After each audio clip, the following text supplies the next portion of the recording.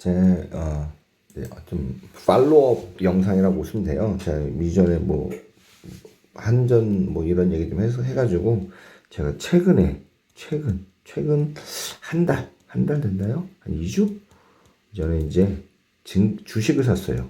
주식을 바이했어요. 그래서 뭐 많은 돈은 아니에요. 그래서 제가 이제 바이한 종목에 대해서 조금 제 느낌하고 의견을 좀 말씀드리려고 해요. 첫 번째 제가 산 건 삼성전자. 그렇죠?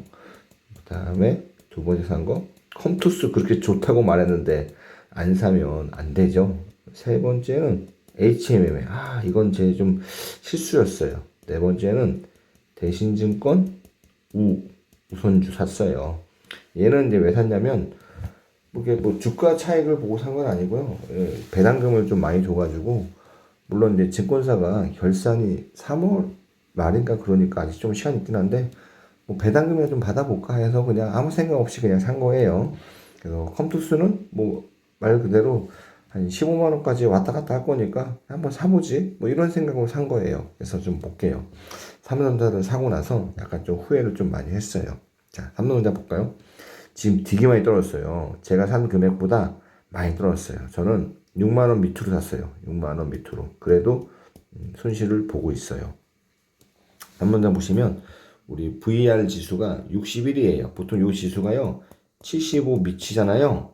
그러면 굉장히 침체돼 있다. 이제 살 때다. 그러니까 삼성전자가 지금 계속 못 올라요. 그렇죠? 여기 보면은 여기가 양봉이에요. 양봉이 아니라 여기 갭 상승인데 문제는 요날 하락했어요. 그죠? 별로 안 좋아요. 갭이 나올 때는 거래량이 터져야지. 그죠? 뭐 일반적인 이제 기술적 분석에 대한 얘기예요. 터져야지 이게 올라가는 걸 하는데 거래량이 터지지 않았어요. 그리고 보면 얘 특징이 지금은 그죠? 특징이 보면 매우 그 이격도가 커요. 제가 보기에는요. 얘가 보라색이 120일 이동 평균선, 그다음에 뭐 60일인데 여기 최근에 5일짜리가 너무 이렇게 떨어져 있어요. 보통은 이격도가 크면요, 얘네들이 이렇게 모이게 마련이에요. 그래서 뭐 떨어지겠죠. 떨어지는데 이제 뭐 며칠이에요. 하나, 둘, 셋, 넷, 다, 6 영업일 내내 떨어지고 있어요. 이때가 이제 5만 9천 원이죠. 지금 5만 5,600원까지 떨어졌는데, 뭐, 언제 얼마큼 오르겠느냐? 뭐, 추석 끝나고 뭐 오르겠죠. 전 그렇게 생각을 해요. 추석 끝나고 오를 텐데, 이게 이제 뭐, 대대상승이라는 건 아직 보긴 어렵고요. 왜 그러냐면, 아직은 뭐, 미국 금리가 언제 끝날지 몰라요. 일단은 불경기에 들어갔다라는 거는 제 그냥 여러 가지 뉴스를 봤을 때, 이거는 피할 수 없는 사실이다. 이제 불경기 초입이다. 딱 이런 느낌은 들어요. 그래서 이런 느낌이기 때문에 얘가 얼마까지 떨어질지 모르겠으나, 그렇죠? 그냥 같이 가는 거예요. 그래서 그냥 얘는 좀 더 중간에 이러겠죠. 이렇게 하면서 이렇게 좀 떨어지겠죠. 그래서 언제까지 갔다가다 뭐 올라가는 날도 있겠죠. 그래서 일단은 단기적으로는 그렇죠? 좀 떨어졌는데 반등할 때가 되지 않았을까? 이 반등은 제가 말하는 기술적 반등인 거죠. 너무 그렇죠? 반발 이런 것 때문에 반등을 하는 거죠. 이걸 좀 더 긴 흐름을 본다면 그렇죠? 보세요. 여기 이격도라고 해가지고 그렇죠? 5일선 얘네들이 너무 멀어져 있어요. 얘네들이 이렇게 멀어졌잖아요. 멀어지면 여기서 좀 더 만나고 그렇죠? 만났으면 또 이렇게 멀어지고 가까워졌으면은 또 이렇게 좀 멀어지고 이런 식으로 얘네들이 이렇게 멀어졌잖아요. 그러면 좀 더 만났잖아요. 그렇죠? 멀어지면 저는 다시 얘네들이 만나기 때문에 이 정도면은 최근 어디죠? 2022년이니까 6개월 사이에 가장 뭐 멀어진 정도라고 볼 수 있네요. 그럼 만나겠죠? 얼마나 만나겠냐면 6만 원 회복은 조금 어려울 것 같아요. 뭐 6만 원 밑으로 만나겠죠? 만났다가 뭐 또 떨어지고 만났다 떨어지고 이러겠죠. 이때 대폭 떨어진 이후로 그렇죠? 요 시점 이후로 거래량 자체가 막 줄었어요. 일반적으로 거래량은 그렇죠? 주가를 선행한다고 보는 거예요. 아파트 가격이 떨어지려니까 거래량이 줄잖아요. 그렇죠? 그래서 삼성전자도 약세가 계속 되겠구나. 뭐 언제까지 될지 모르겠지만 일단은 당분간 약세를 피할 수 없겠구나라는 생각이에요. 요 선을 그어보면 요거니까 여기서 올라가면 제가 보기엔 요 선이 5만 7천 원? 5만 7천 원 정도에서 또 한번 반등이 일겠네. 5만 7천 원까지 반등이 일어나겠네요. 그냥 그런 느낌이 조금 들어요. 참고만 하세요. 저 유튜브 댓글에 어떤 분이 한국전력 하셨다고 그래서 정말 죄송스러운 거예요. 사가지고 올랐으면 좋겠는데 그냥 저도 한번 해봤으니까 그냥 참고만 하세요. 두 번째, 이 회사는 이제 컴투스예요. 이제 컴투스 샀어요. 저는 개인적으로 컴투스 좋아해요. 좋아하는 이유 중에 하나가 그냥 회사 자체가 그냥 좋아요. 그렇다고 제가 컴투스 게임 하냐? 게임 저는 거의 안 해요. 사실 거의 안 하고. 두 번째, 컴투스가요, 제가 좋은 이유가 현금이 많아요.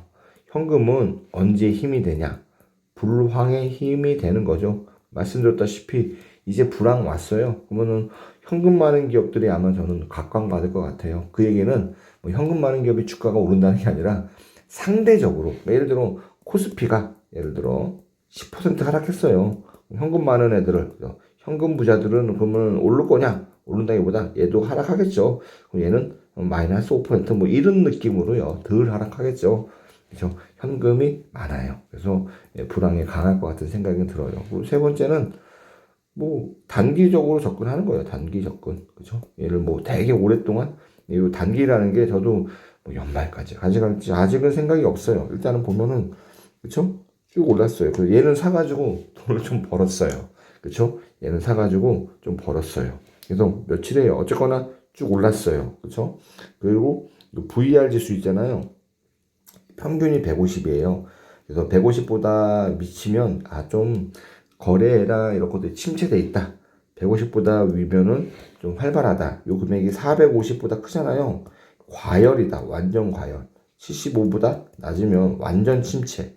그러니까 75하고 450이 같은 개념을 보시면 돼요. 얘는 여전히 낮아요. 침체돼 있어요. 그래서 저는 이번에 오른 게 뭐 회사가 뭐 잘한 게 있나? 뭐 별거 없을 텐데 그냥 올랐네 라고 하는 게, 아까 얘네 올랐잖아요. 이만큼. 그거랑 뭐 같은 패턴이라고 봐요. 얘는 올랐는데 94,000원에서 쭉 내려왔죠. 그래서 얘는 이제 9만원 넘냐? 그죠? 10만원 넘냐? 그러면 요때 쭉 내려온 거 보면은 요때 매물대가 많이 있겠죠?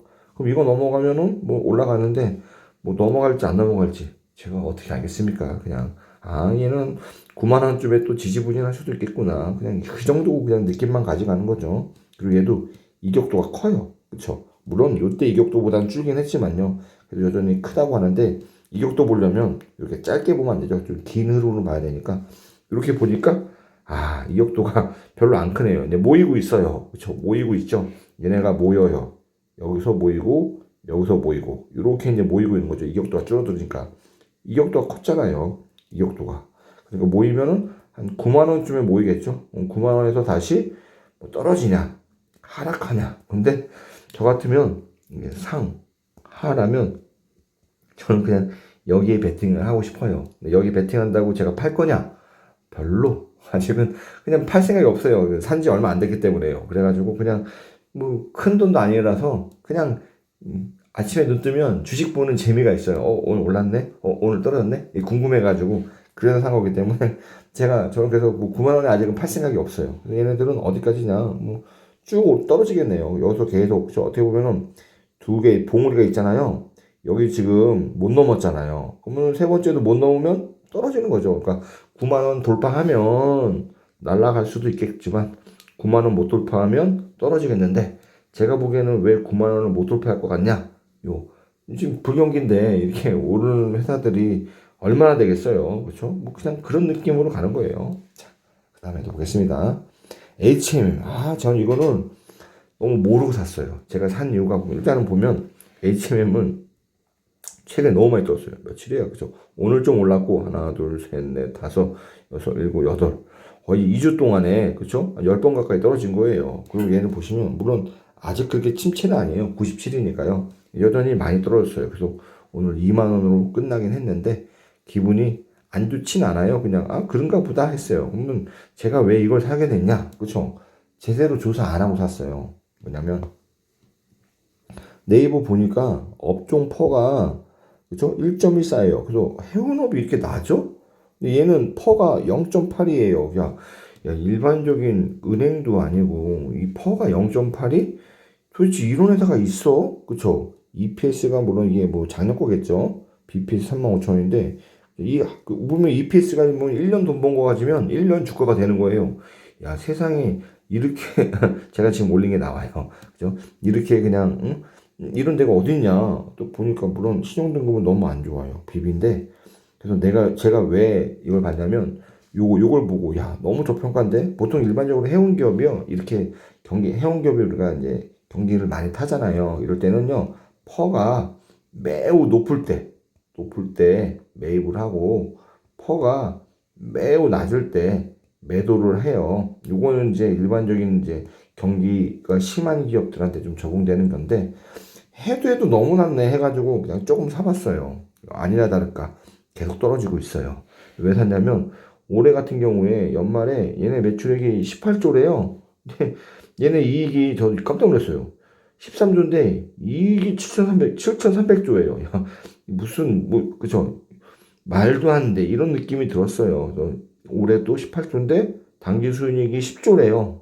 내년도 물론 줄긴 하는데 여전히 커요. 근데 제가 왜 실패했냐면 얘네가 보니까 사고 나서 보니까 공적 자금을 투입했어요. 산업은행 20%, 한국해양진흥공사 20%, 40% 정부 자금이 더 있는데 40%가 끝이냐? 뭐 신문을 보니까 여기에 전환사채가 있대요. 전환사채가. 그쵸? 그러면은 여기 한국해양진흥공사. 그러니까 제가 얘기를 들었을 때 산업은행이나 이런 데는 이거 팔고 싶은 거예요. 팔아가지고 공적자금을 회수하고 싶은데 이 전환사채가 있어서 그다음에 이 전환사채를 회사 지금 돈 많잖아요. 이걸 상환하면 되는데 이 한국해양진흥공사인가 하여튼 누군가가 이 전환사채 나 상환 안 하고 이거 나 이제 권리 행사할 거야. 권리 행사. 권리 행사는 뭐예요? 그럼 권리를 행사하면 주식이 막 늘어나요. 그쵸? 그러면 희석되는 거죠. 사실 전환 자체가 상환된다고 주주한테 돈 들어오는 게 아니에요. 회사한테. 예전에 들어왔던 게 이제 부채가 주식으로 바뀌는 거 보니까 이게 희석이 되니까 물어보니까 기존 주식이 70% 가까이 희석이 된대요. 그래서 요거 때문에 얘가 못 들어오는구나. 제가 이걸 못 봤어요. 그래서 그냥 기다리고 있어요. 그래서 그냥 많이 뭐랄까 그 투자한 것도 아니고 해가지고요 기다리고 있어요. 올해 뭐 이렇게 돈 많이 벌었으면 뭐 배당 좀 주겠지 이런 생각도 들어가지고요. 그렇죠? 얼마예요? 보면 단기 순이익이 올해 같은 경우에는 10조예요. 10조면 도대체 주식 발행 주식수가 얼마나 되나요? 발행 주식수가 5억 주, 거죠? 5억 주네요. 5억 주. 그죠? 뭐 그래도 뭐 배당 나오면 배당이나 받지. 그리고 또 신기한 게 SM상선이 얘네 집을 갖고 있어요. 제가 보기엔 SM상선이 한국은행이든 얘네든 그쵸 지분에 관심 있나 봐요. 왜냐면 해운회사니까 그쵸 현대상선 그쵸 인수하면 좋잖아요. 그래서 그런 게 아닌가. 근데 생각보다 시용등급이 되게 안 좋네요. 그쵸 좋아지겠죠 나중에요. 그래서 그런 생각이 들어서 아차 이렇게 하고 나중에 정신 차려 보니까 주가가 쭉쭉쭉쭉 떨어져 가고 있었어요.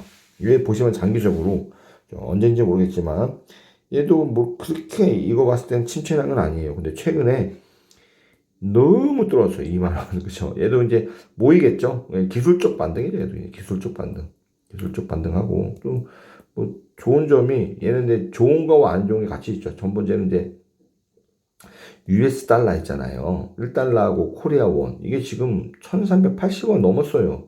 이 현대상선은 다 매출이 거의 달러 매출이라고 보시면 돼요. 그러니까 환율이 좋으면 좋을수록, 아니, 좋다는 게 아니라, 높으면 높을수록 이거를 원화로 환산했을 때 이익이 많이 늘어날 수 있죠. 환차이. 근데 환율이 이렇게 높다라는 거는 불경기가 된 거잖아요. 불경기가 되면은 물동량 자체가 줄잖아요. 물동량 줄면은, 그죠? 매출액이 줄는 거죠. 매출액이 줄는 거죠. 그래서 요런 서로 이제 얘는 플러스 효과, 얘는 마이너스 효과, 요게 같이 있는 그런 회사라고 좀 볼 수가 있네요. 그래서 좀 잘못 샀구나. 저는 그래서 얘는 나중에 한번 좀 파는 쪽으로 가봐야겠다. 파는 쪽으로 매도 쪽으로 가봐야겠다. 요 생각이에요. 요렇게 있으니까 뭐 올라가겠죠.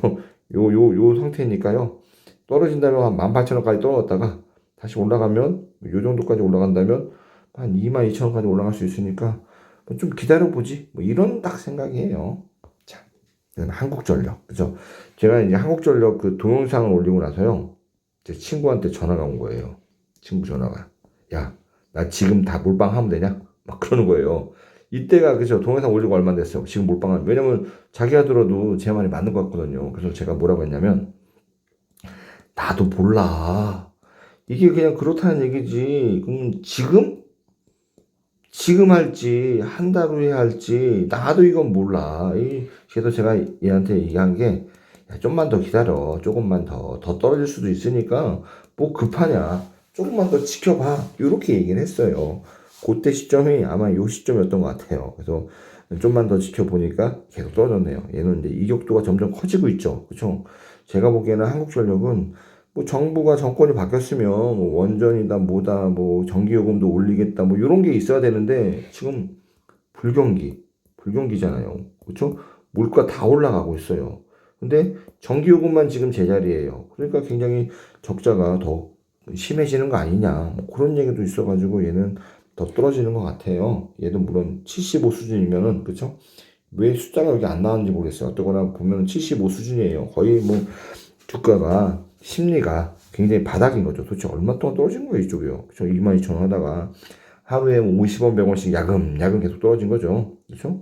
어쨌거나 얘네들은 뭐 언제까지 떨어질지는 저도 잘 모르겠으나, 그렇죠? 굉장히 이제 좀 천천히 보시면 좋을 것 같아요. 이격도가 커졌으니까 다시 또 모이겠죠, 그러면. 한번 긴 호흡으로 볼까요? 그쵸? 이격도가 어마어마하게 커졌네요. 지금까지 이렇게 이격도가 커질 때가 어디 있었냐? 보시면 요때 이격도가 이렇게 컸네요. 그쵸? 그리고 딱히 없었어요. 요때 이후로 이격도 컸어요. 그러니까 쭉 떨어지는 쪽으로 갔고 여기도 이격도 컸어요. 그럼 얘가 보시면 이렇게 돼 있잖아요. 이렇게 요 밴드상으로. 그죠?